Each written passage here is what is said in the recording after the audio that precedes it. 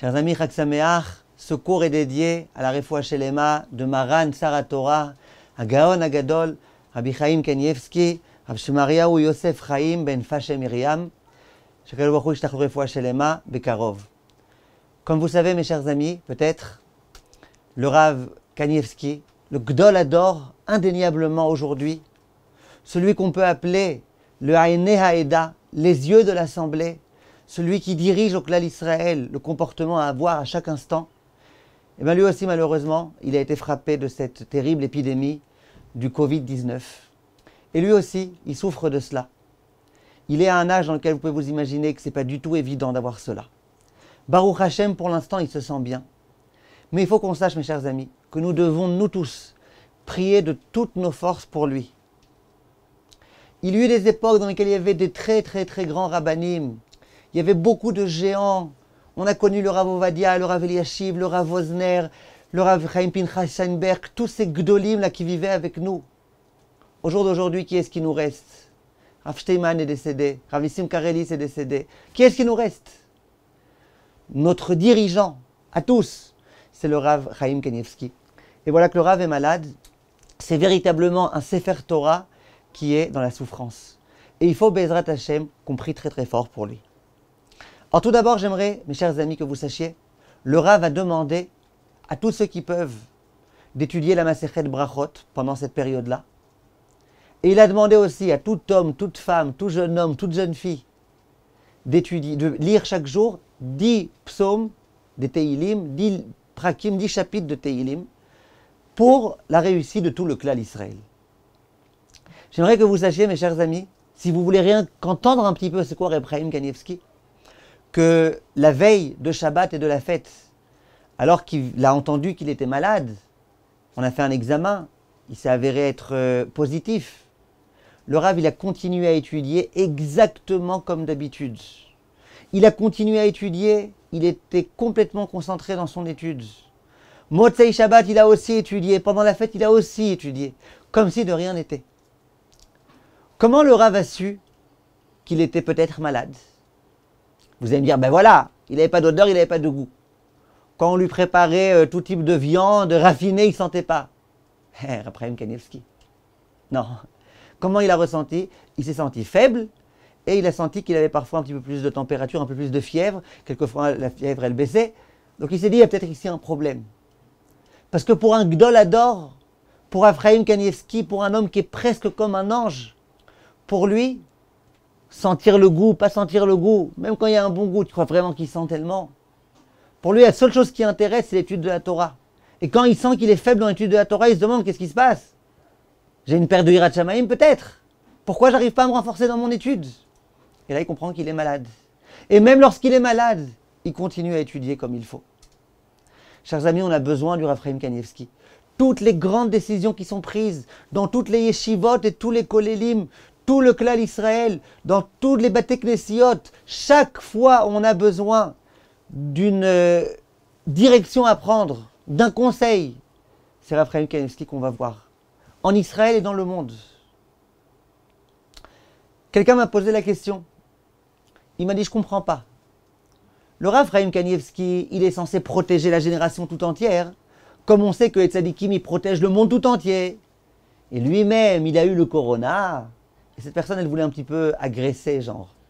Elle-même, elle a eu le corona. Il n'est pas capable de se protéger lui-même, il va protéger le monde tout entier. Il faut savoir, mes chers amis, que cette pensée est une pensée qui est fausse. Et qui est complètement fausse. Tout d'abord, bien évidemment, quoi? Est-ce que les Gdolé Ador, ils n'ont pas des souffrances de temps en temps? Est-ce qu'ils n'ont pas le droit à ces fameuses souffrances qui sont faites parce que Kadosh Baruch Hu, il nous aime, comme écrit dans la Masechet Brachot? Mais beaucoup plus que ça. Et j'aimerais en un instant vous dire c'est quoi pour nous Reb Chaim Kanievski. La Gemara dans Masechet Sanhedrin s'interroge. Qu'est-ce qu'un apikoros? Maintenant quand vous entendez le mot apikoros, vous frissonnez. Un hérétique. C'est le pire. Imagine je dis de quelqu'un t'es un hérétique, c'est le pire du pire qu'on puisse dire. C'est quoi un apikoros?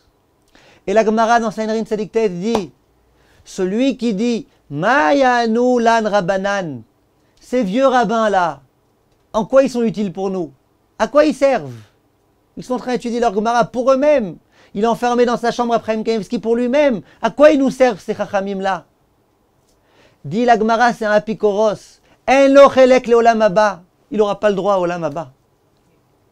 Sévère quand même. Terrible.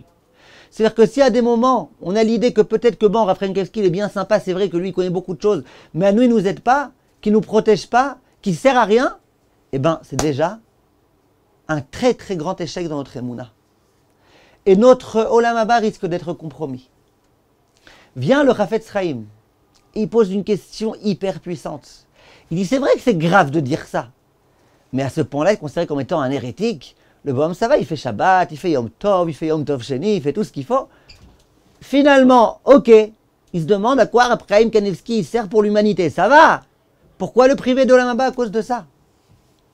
Vient le Chafetz Chaim et il rapporte la Gemara dans Masechet Ta'anit Daf Kaf Dalet qui dit Kol haolam kulo nizon bishvil chanina beni. Il y a une voix céleste qui a proclamé que l'humanité tout entière a sa parnassa grâce à Chanina beni. Rabbi Chanina ben Dosa. C'est-à-dire que par le mérite de cet homme-là, un seul homme, le Gdol Ador, tout le monde a de la réussite. Et la Gemara continue et dit Vechanina beni, et mon fils Chanina, Dailo bekav charuvim, mi erev Shabbat l'erev Shabbat. Lui, c'est quoi sa parnassa? Tu devrais te dire s'il est capable d'apporter la parnassa au monde tout entier, eh bien, fortiori que lui, ça doit être un milliardaire. Non. Lui, il se suffit d'un kaf charouvin, une petite quantité de karoub, d'une semaine à une autre. Et Rashi explique qu'il était très pauvre. Donc lui, c'était toute sa nourriture. Il n'avait que ça à manger, ça lui suffisait. Vient le Chafetz Chaim et il dit la chose suivante. Il dit, regarde ce qui se passe ici. Rabbi Chanina, c'est grâce à lui que tout le monde a le droit à manger dans ce monde-ci. A priori, il y a une question qui se pose. Au moment où moi j'accomplis des mitzvot, j'ai un salaire. Ce salaire, où est-ce que je vais l'avoir? Dans le Olam Haba. Ah, dans le Olam Haba. Et alors de quoi je vis dans ce monde-ci? Comment ça se fait que j'ai de l'argent pour aller en vacances, que j'ai de l'argent pour aller au restaurant, que j'ai de l'argent pour nourrir ma famille? Comment? D'où j'ai cet argent? Et si tu me dis, cet argent c'est le salaire de ce que tu fais, ah, alors si cet argent c'est le salaire de ce que je fais, j'aurai plus de salaire dans le Olam Haba, dans le monde futur. Alors comment ça marche? Dit le Chafetz Chaim, c'est pas compliqué.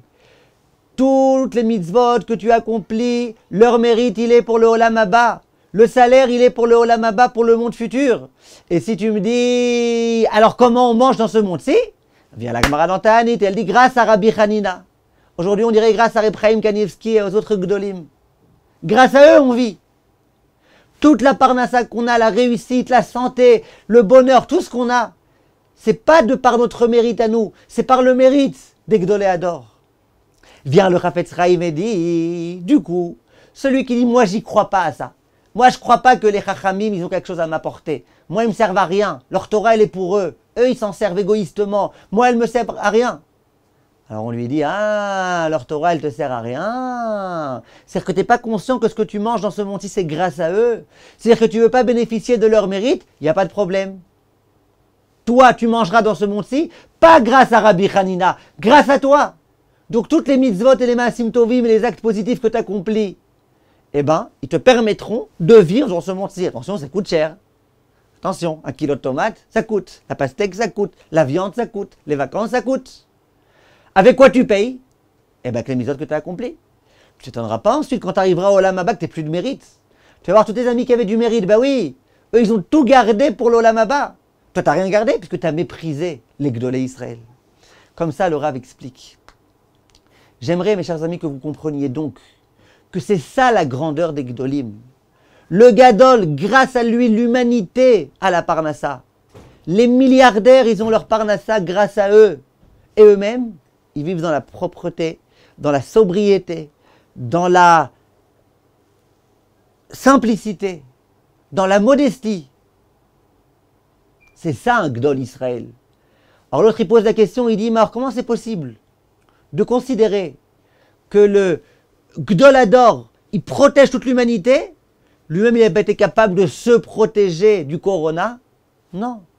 Lui, il n'a pas été capable de se protéger. Lui, il n'a pas cherché à se protéger. Son mérite, il aide le clan Israël.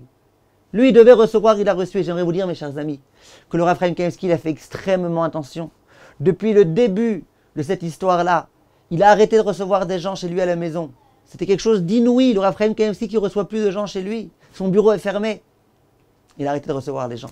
Il a fait attention. Il s'est protégé énormément. À chaque fois qu'il y avait des gens qui devaient lui parler, malgré tout, il y avait une espèce de vitre qui était mise entre lui et les interlocuteurs. Hachem a décidé qu'il devrait avoir le Covid. Il l'a eu.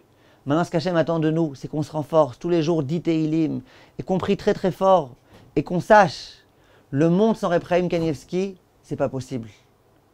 Au même moment qu'on a découvert que Reb Chaim Kanievski, il avait, on a découvert que Trump et sa femme aussi, ils avaient. Et moi, ça m'a un peu marqué qu'on m'annonce les deux au même moment. Genre, on m'annonce Reb Chaim Kanievski, il a le Covid, j'ai failli m'évanouir, après on me dit, tu sais, Trump et sa femme aussi.